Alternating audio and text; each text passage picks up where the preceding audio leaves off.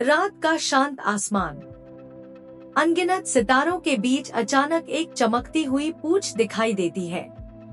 एक ऐसा खगोलीय यात्री जो हजारों वर्षों से इंसानों को आश्चर्यचकित करता आया है।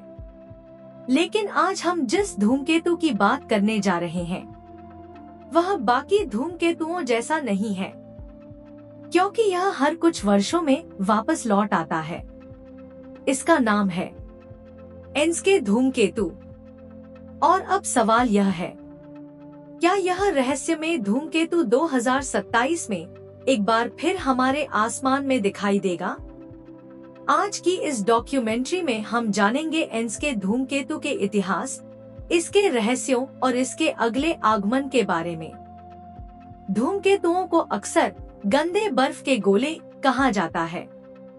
ये मुख्य रूप से बर्फ, धूल और चट्टानों से बने होते हैं। जब कोई धूमकेतु सूर्य के करीब आता है तो उसकी बर्फ गर्म होकर गैस में बदलने लगती है। इसी प्रक्रिया से उसके पीछे चमकती हुई पूंछ बनती है और यही दृश्य उन्हें इतना खूबसूरत बनाता है। 18वीं शताब्दी में खगोलविदों ने आसमान में एक धूमकेतु देखा, लेकिन बाद में जर्मन खगोलशास्त्री जोहान फ्रांज एनस्के ने इसकी कक्षा का अध्ययन किया। उन्होंने पाया कि यह वही धूमकेतु है जो बार बार वापस आ रहा है।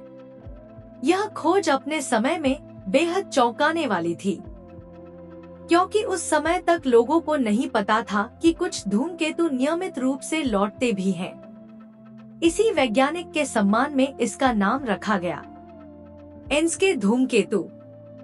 अधिकांश प्रसिद्ध धूमकेतु जैसे हैली धूमकेतु 75 या 76 साल बाद लौटते हैं। कुछ धूमकेतु तो हजारों साल बाद वापस आते हैं, लेकिन एनस्के धूमकेतु केवल 3.3 साल में फिर से लौट आता है। यानी यह सौर मंडल के सबसे कम अवधि वाले धूमकेतुओं में से एक है। यह इतनी तेजी से वापस कैसे आता है? यह सवाल आज भी वैज्ञानिकों के लिए दिलचस्प बना हुआ है। यह धूमकेतु सूर्य की एक परिक्रमा लगभग 1200 दिनों में पूरी करता है। हर बार सूर्य के पास आने पर इसकी बर्फ का कुछ हिस्सा पिघल जाता है। इसका मतलब है कि यह धीरे धीरे अपना पदार्थ खो रहा है।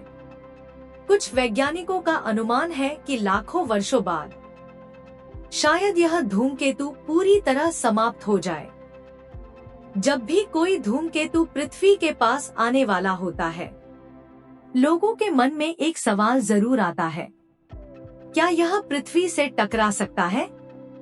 अच्छी खबर यह है कि वर्तमान गणनाओं के अनुसार एनस्के धूमकेतु से पृथ्वी को कोई तत्काल खतरा नहीं है, लेकिन इसकी कक्षा में छोड़े गए धूल और पत्थर के टुकड़े पृथ्वी से जुड़ी एक अद्भुत घटना पैदा करते हैं। हर साल पृथ्वी एनस्के धूमकेतु द्वारा छोड़े गए धूल के बादल से गुजरती है। इसी कारण हमें टॉरिड उल्का वर्षा देखने को मिलती है।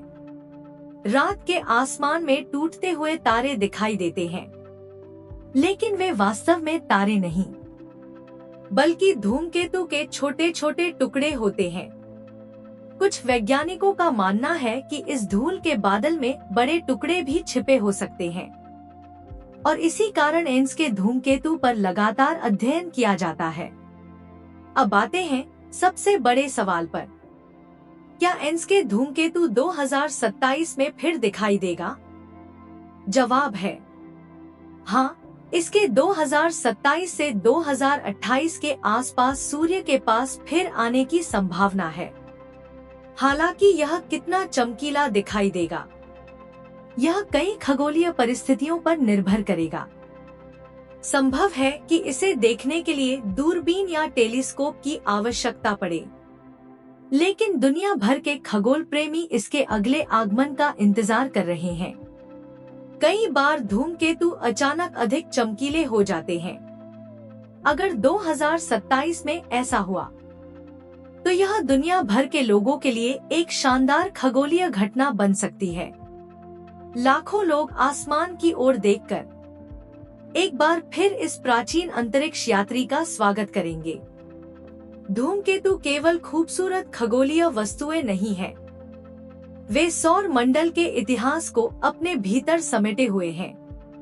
उनमें मौजूद बर्फ और धूल लगभग 4.6 अरब साल पुरानी हो सकती है। यानी जब हम किसी धूमकेतु को देखते हैं तो हम वास्तव में सौर मंडल के जन्म की कहानी को देख रहे होते हैं।